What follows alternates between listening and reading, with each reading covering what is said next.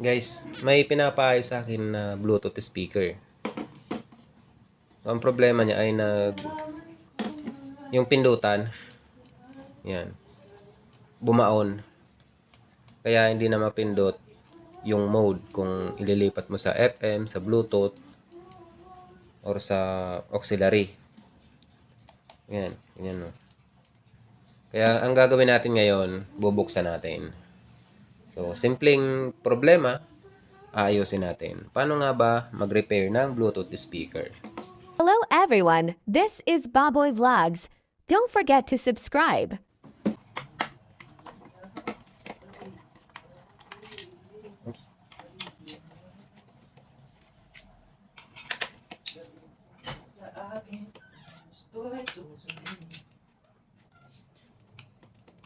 Ito na paglagyan.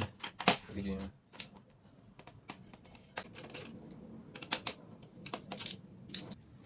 Tingnan natin kung ano yung nasa loob. Yan. May ano din siya guys, oh. Bus radiator. Kaya maganda din yung quality ng sounds nito.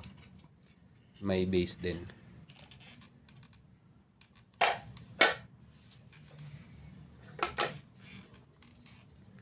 Yan, oh.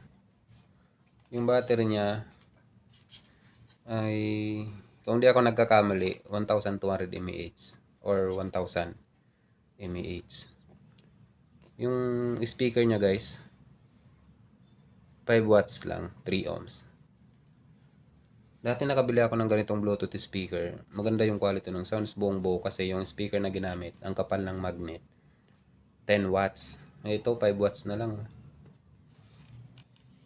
So kaya pala guys, yan yung problema niya. Kaya hindi napipindot kasi nga natanggal. Yan o. Kuya natanggal. Kuya natanggal. Kuya natanggal. Tanggalin mo natin. Kuya natanggal. Putol na pala guys. So gagawa natin ang solusyon.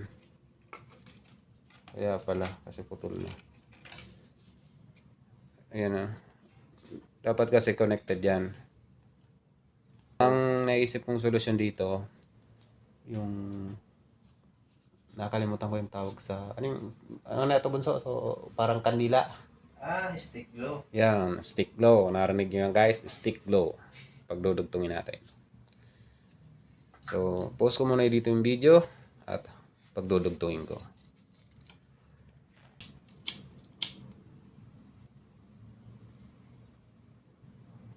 Ganun lang. Tapos dikitin ko lang yan.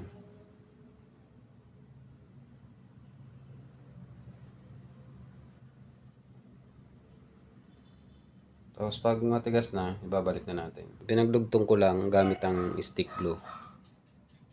Kung mapapansin nyo, hindi ganun kaganda yung quality ng video kasi gumamit ako ng flash habang naka-video recording. Tsaka naka-cherry mobile lang yan eh.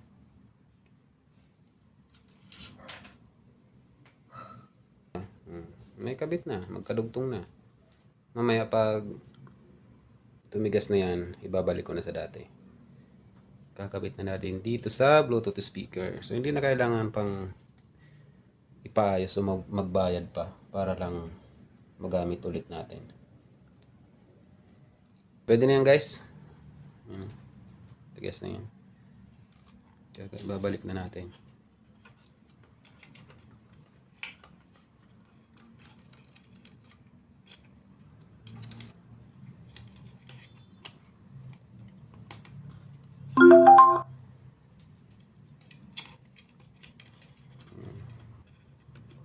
Siyempre iti-test natin yan mamaya. Baka matanggal agad.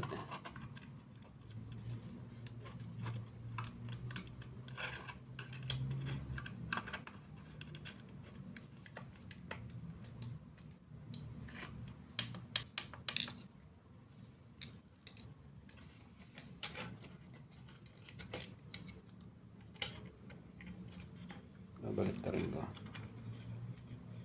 Yan.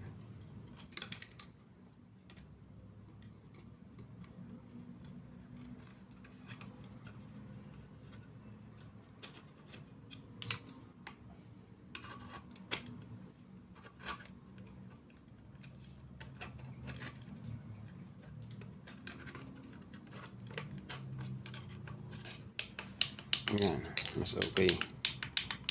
Di ba guys? Okay na oh. Pindot na. Hindi na nag-stack up.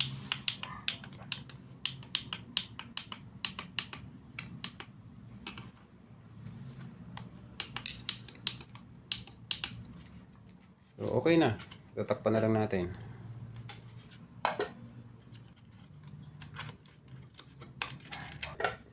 So, ibabalik ko na guys yung takip.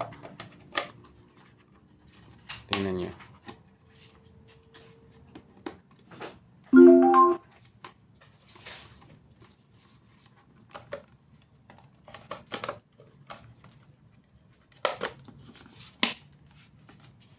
Okay na. Yung mode yung may problema kanina. Pindot na natin. Try natin kung gagana na. FM tender. O, diba? Line in. Lakas.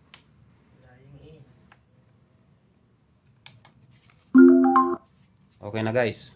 Parang bago na ulit. Okay na. Gumagana na lahat. FM tender. Line in. Diba? So yun lang, sana may natutunan po kayo sa simpleng video natin kung paano mag-repair ng Bluetooth speaker. Then, nakita nyo naman gumana na ulit yung mode, di ba? Line in. You know? So, yun lang, simpleng solusyon na effective naman. So dito ko na po tatapusin yung simpleng video natin at sana may natutunan po kayo. Kung maaari, mag-subscribe po kayo sa aking munting YouTube channel. Thanks and God bless.